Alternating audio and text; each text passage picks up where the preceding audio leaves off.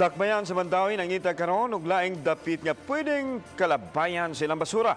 Gawas sa pasilidad dito sa lungsod sa Konsolasyon, magitan-aw na silang mga lugar nga mamahimong modawat sa tuni-tuniladang basura sa syudad.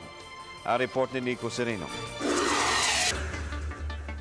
Sa miaging simana gi-inspeksyon sa mga opisyales sa Mandawi ang usa ka landfill facility nga nahimutang sa barangay Binaliw, sakop sa syudad sa Sugbo. Gisusi ang maong pasilidad kung andam ba kini nga mudawat sa mga basura sa Mandawi. Nangita karon og laing labayanan sa mga basura sa syudad. Pasabot ni Vice Mayor Carlo Fortuna sa pagkakaron sa laing pribado nga landfill nga nahimutang sa Garing Konsolasyon maglabayan sa basura. May moabot 1,100 pesos nga tipping fee nga tigbayaran sa syudad sa matag tunilada nga basura nga mahipos. Apan nasinati ang problema sa agianan, hinungdan nga nangaguba ang pipila ka garbage trucks. Matud pa, kung mahinayon sa Binaliw, dili na kaayo lisod ang agianan. Doon ay garbage truck nga usa to natumba. Nang usa nataga ka mo kina. Diba? So, di kayo may ba kondisyon ng truck. Kaya tungason man ko to sa Garing. Tungason siya sa Konsolasyon ba niya. Dili jud kayo mayo andan. Wa pa hinuod na finalize ang plano ug tun-an pa ang pag-negotiate o kontrata sa bag-o nga pasilidad. Human hingpit na gyud nga nasirad-an ang umapa dump site, wala na kini gilabayan og basura ug sa pribado nga facility na lang ilabay.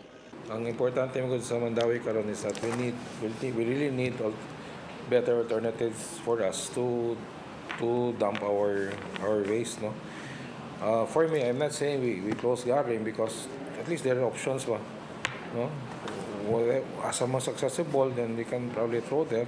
Matud sa hepe sa General Services Office, may mga truck sagad sa mga barangay ang nangaguba tungod sa kondisyon sa kalsada paingon sa barangay Garing. Duha sa maong mga trucks kasamtangan nga atua karon sa buhatan sa motor pool sa syudad ug maoy giayo aron kini maggamit pagbalik. Delikado siya kay slide man siya. Ang nakanindot lang kay niabag na ang masanang kuana kupanya ha. Synergy nga ilang agakon sa ilang piloder. Kung tanaw nila nga naglisod ang kuan agakon nila. Ang iha sir kay brake system nila o ang iyang hydraulic packing. Kanang boom niya, may kasagaran niya maguba.